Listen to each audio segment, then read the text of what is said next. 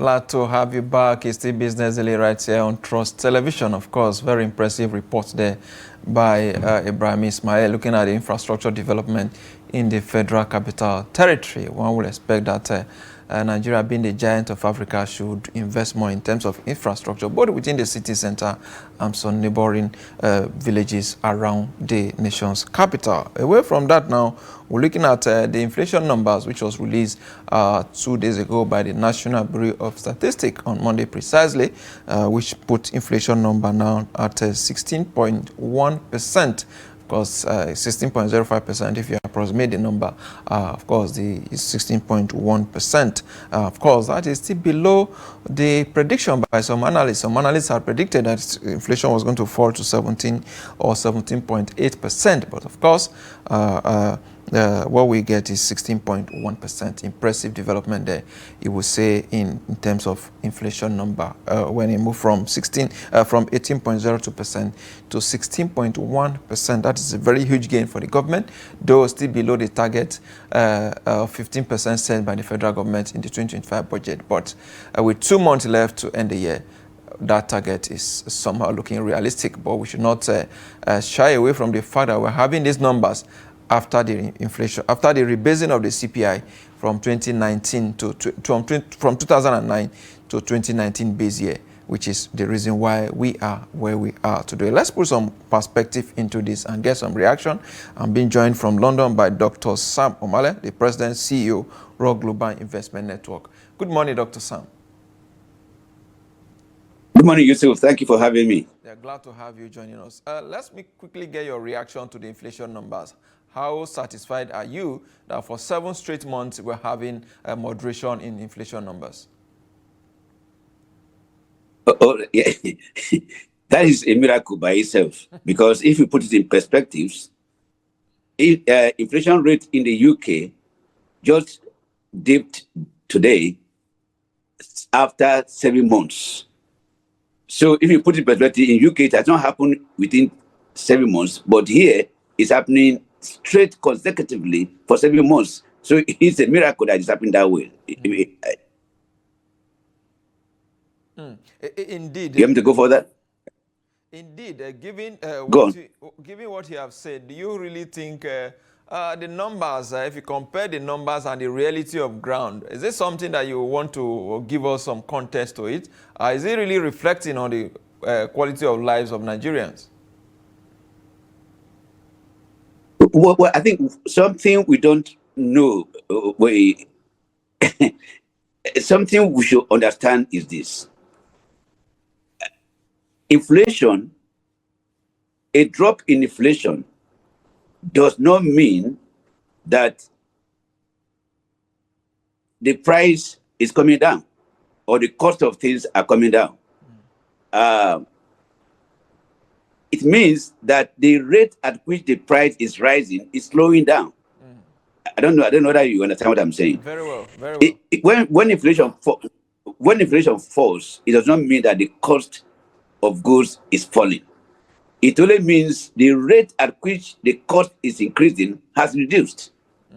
That's why we don't see immediate impact on our tables or on our pockets.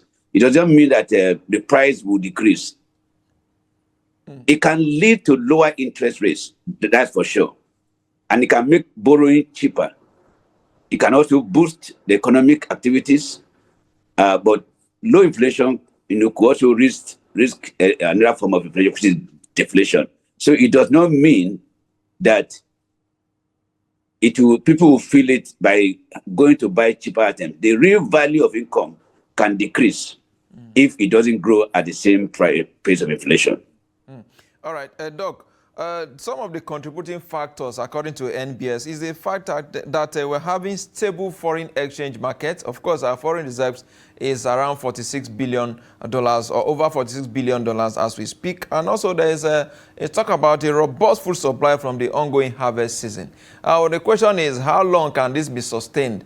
I mean, having the foreign reserves that is growing at the expense of the economy that is not really giving the best to the citizen, how would you describe that? Yes, it's again, maybe I should add another source which they're not saying. didn't we know that certain food items were lifted? The ban on importation of certain food items were lifted some time ago. Could it be that a lot of foreign food is in our system? I don't know, but you guys should explain that.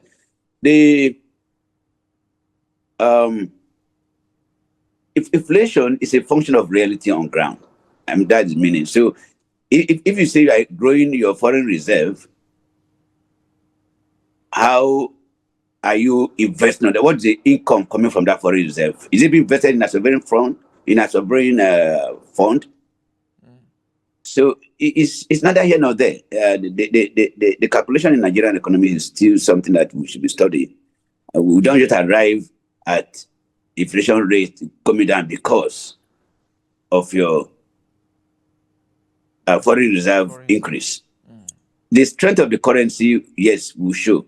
But is the strength okay for now? It's still not. It's still a very, very weak currency in Nigeria. One of the weakest in Africa. Well, yeah, definitely. Yeah, definitely. All right. Prof, Doc, let's look at the regional disparity now. In terms of variation, there are some states that are experiencing higher inflation, and of course, some are also experiencing a low inflation rate as well. Of course, if you compare them, some of the factors that were actually linked to it is the issue of insecurity, poor harvest, and of course, transport disruption, talking about the issue of infrastructure. Yeah, you see, if you know how inflation is calculated, there are categories of them. There's food, there's non-alcoholic, food and non-alcoholic beverages, which, for example, in this case, constitute about 52% in total weight. Housing and water, electricity, gas, and other fuel, clothing, footwear, transport. So these things are not uniform across Nigeria. If food is being produced from Kaduna, from Taraba, from the north, from Maiduguri, tomatoes and other coming, before it gets to Lagos, it will have a lot of cost added to them. So there won't be a uniform inflation impact on Nigeria because of what you have just said. The situation of security, the insecurity in Nigeria, transport difficulties, and other things that will add up. So yes, it cannot be uniform. That explains why it is not uniform. Indeed, it cannot be uniform. But let's also look at the intervention, because if you look at food inflation, there's more food supply apparently due to the harvest season. But what happened when the harvest is going to be over very soon? What happened after then? You see, we have been talking about food wastages in Nigeria for a long time. In those days, we used to have what you call silos in the north that conserved or preserved our grains, our peanuts and all that. Wastage of food is a big problem in Nigeria, and it shouldn't be so now. In my own village, we preserved cassava by smoking them in the huts. So we have enough cassava that will serve us during the dry season, during the farming season. We have yams that have been stored in barns in the eastern part of Nigeria. That culture should come back and improved upon now. We should not be wasting food anyhow. Food can be conserved in various ways. Fruits can be conserved in their concentrate state. Grains can be conserved in barns. So is food wasted as a problem? We should be harvesting and storing our food for the rainy season, as it were. The kind of thing that Joseph did in Egypt. I mean, we should just know that it's how you conserve this food, this harvest, that you spread it. Also, the consumption is we eat too much in that country. They serve you a food and it's so big. We shouldn't be eating physical food like this in a very big way, and we eat it and throw it away. See, so this culture should just change. The food must not be big. And who say you must eat 3 times a day? So we eat too much in that country, and we're wasting things. So we should have a sense of conservation, preservation, and stop wastage at all. We don't waste food at all. Doc, some people will disagree with you because there are some Nigerians that barely see food as we speak.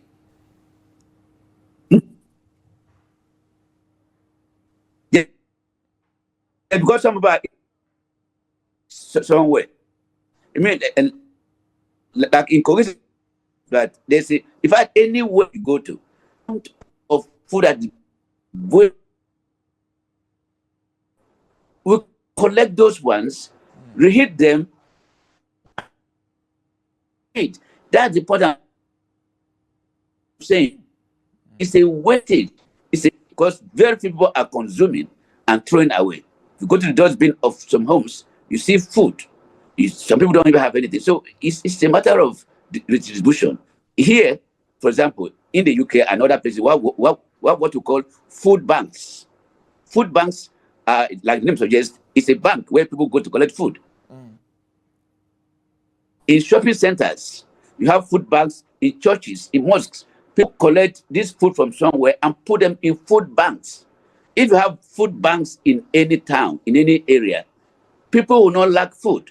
In supermarkets, if I buy a dozen of orange, I may not need all of them. I can drop 2 in the food bank right at the back, at the side of the hotel, of the shopping mall. So this idea of selfishness and not sharing is a problem in Nigeria. There's enough food to go around. People are wasting it instead of giving it to others. Churches, societies, companies, even like your own, should have food banks at their gates. If you are going to throw away any food, drop it there. Other people will have it. Indeed. Doc, now, as we begin to wrap up the conversation now, let's look at the implication of this on the MPR now. By Monday and Tuesday, the Monetary Policy Committee of the Central Bank of Nigeria will be meeting. And of course, was given the inflation figures that you're seeing now, what do you think is going to be their reaction? For the first time, we saw them dropping the MPR by just 25 basis points the last time. Are you expecting the same, the Monetary Policy Committee in their 302nd meeting, which is expected next week, Monday or Tuesday, to toe the same line?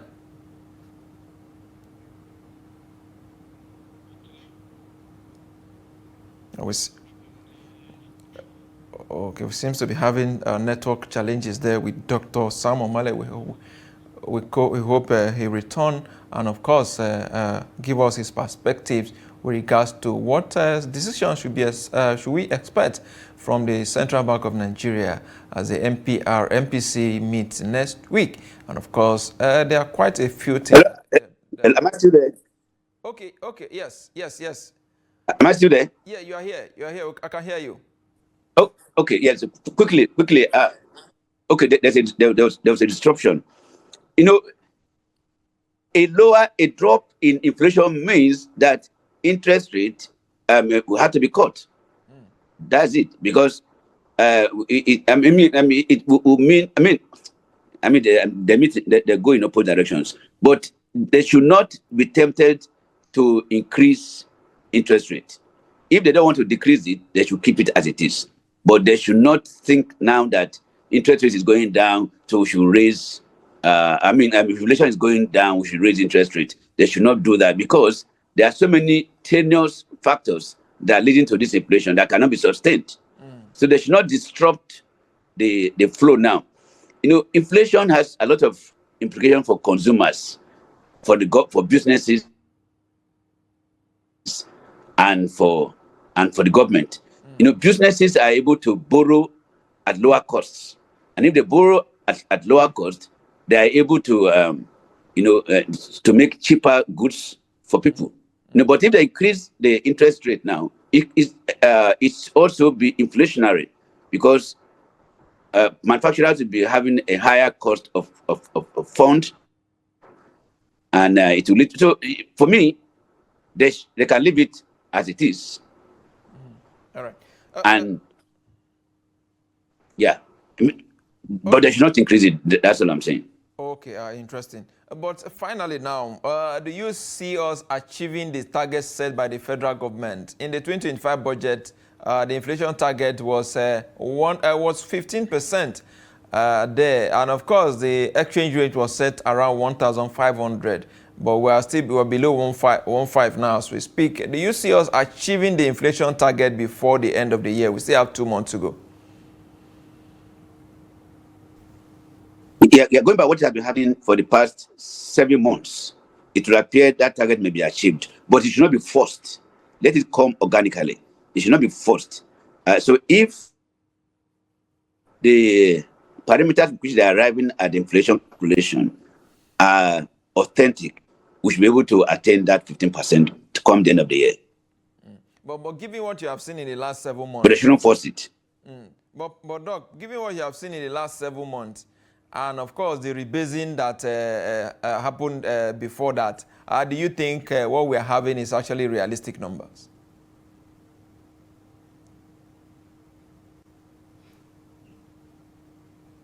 Time will tell. Time will tell, because see, okay. Here's how you know it. A lower drop or a drop in inflation should boost economic activity. It should lead to a stable, predictable economic environment that can encourage both the consumer and the businesses to spend money and invest. If that happens, kudos. It should also lead to increased foreign investment, because low inflation can make a country a more attractive place for investors. These are the measures. Also, potential for deflation. I mean, so if these things are happening, then I don't have a problem. It also shows that businesses should have a lower cost of businesses. They should stable environment, lower borrowing costs, and a growth in investment. If these things are happening, I don't have a problem. But if they don't happen, it means that the figures we're getting are fake and are not dependable. So look out for these things.